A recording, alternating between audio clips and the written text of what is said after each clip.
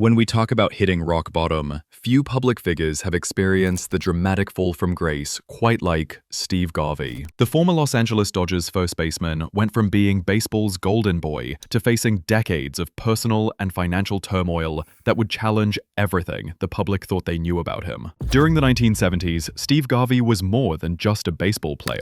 He was the embodiment of the American dream. Playing for the Los Angeles Dodgers, Garvey cultivated an image as Mr. Clean, the perfect family man who represented traditional values in an era when many Americans were seeking stability. His charisma and consistent accessibility to fans made him a symbol of success, and he strategically emphasized his beautiful wife and beautiful family while critiquing the playboy image of other players. This wasn't accidental. From his rookie year in 1970, Garvey demonstrated a sharp understanding of how to turn his wholesome reputation into business success. He secured major corporate sponsorships with brands like Adidas, Anheuser-Busch, and McDonald's. His exceptional on-field performance, including winning the 1974 National League MVP award, only strengthened his marketability. For the Dodgers organization, his persona became a powerful public relations tool that reinforced their family-friendly brand. The construction of this image served both personal and organizational goals. For Garvey, it established a foundation for a lucrative post-athletic career in business and public speaking. For the Dodgers, his wholesome persona resonated with fans, who were gravitating toward traditional ideals during the culturally turbulent 1970s. The careful curation of this persona would later make his eventual fall even more dramatic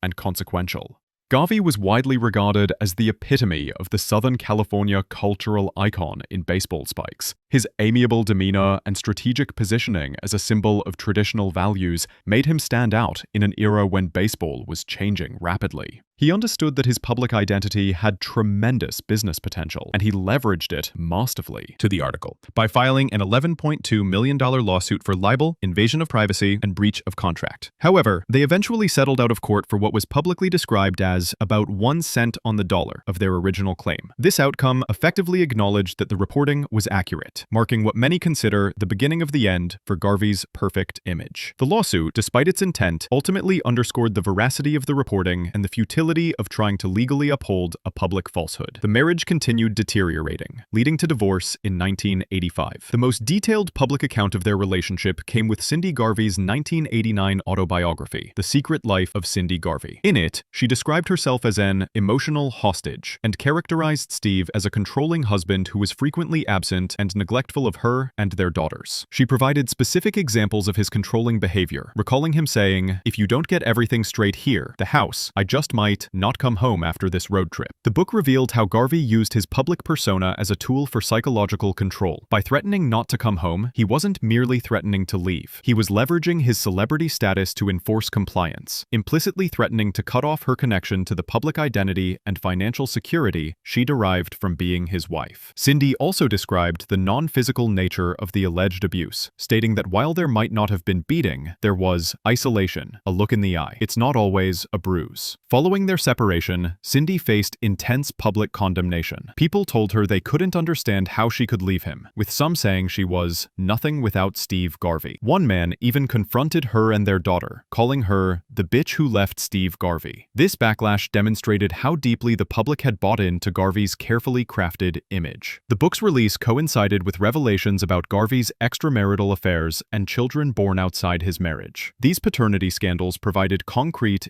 relationships. Nicole's comment suggests she viewed Cindy's public struggle to be believed as a cautionary tale for her own circumstances. Garvey's troubles weren't limited to his personal life. Despite earning an estimated $10 million during his playing career, his financial management became increasingly problematic. A 1989 Sports Illustrated profile reported that the money was nowhere to be found. At that time, he owed $500,000 in back taxes and an additional $172,000 to his former landlord. The pattern of financial mismanagement continued for decades. A 2006 Los Angeles Times report detailed how Garvey and his wife maintained a lavish lifestyle, driving luxury cars and shopping in upscale boutiques, even while being pursued by creditors. He reportedly owed money to his gardener, caterer, lawyers, and even his church. These weren't isolated incidents, but examples of a systematic pattern of living beyond his means at others' expense. This behavior stood in direct opposition to the paragon of virtue image he cultivated and continued to project. Public records show that over 4 decades, the IRS and California filed at least 40 liens against him, totaling approximately $3.85 million.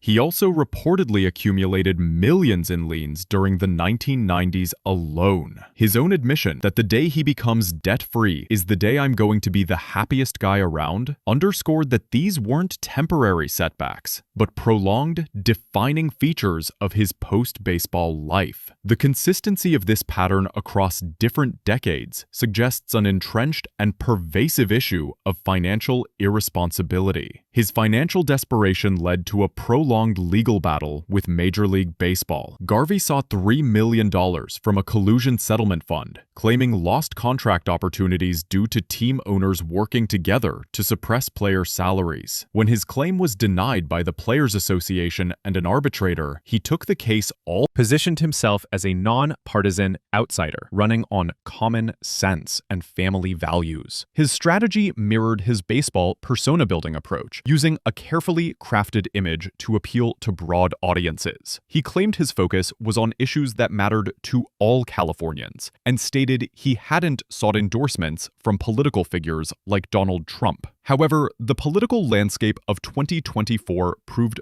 far more scrutinized than the public relations environment of the 1970s baseball. His campaign was built on the same claims of integrity and common sense that had been repeatedly undermined by his actions in the decades after his playing career. His past quickly resurfaced in ways that would have been devastating to previous political campaigns. Most damaging was testimony from his own daughter, Krisha Garvey, who told the Los Angeles Times that her father had cut off almost all contact without explanation about 15 years ago. She described his public persona as inauthentic and insincere, directly contradicting his campaign's emphasis on family values. This testimony was particularly damaging because it wasn't a decades-old story, but a recent, personal account that struck at the heart of his campaign's moral foundation. His 2024 Senate financial disclosures revealed he still owed between $350,000 and $750,000 in back taxes from 2011, despite claiming he had always filed taxes on time. This debt included federal liabilities of up to $500,000 and California state liabilities of up to $250,000, both carrying 8% interest rates. The persistence of these tax issues highlighted a profound disconnect between his public image and financial reality, directly contradicting his campaign's message of fiscal common sense and leadership. What makes Garvey's story particularly interesting is how public reaction has changed. Political analysts noted that revelations about his estrangement from his children and financial private reality can become impossible to maintain, regardless of how skillfully that image was initially constructed. The evidence reveals a persistent disconnect between his carefully cultivated all-American image and the documented reality of his personal and financial life. Before you go, we'd love to hear your thoughts on how celebrity culture has changed over the decades, and whether public figures should be held to different standards. Drop a comment below, and don't forget to subscribe for more deep dives into the complex stories behind famous personalities.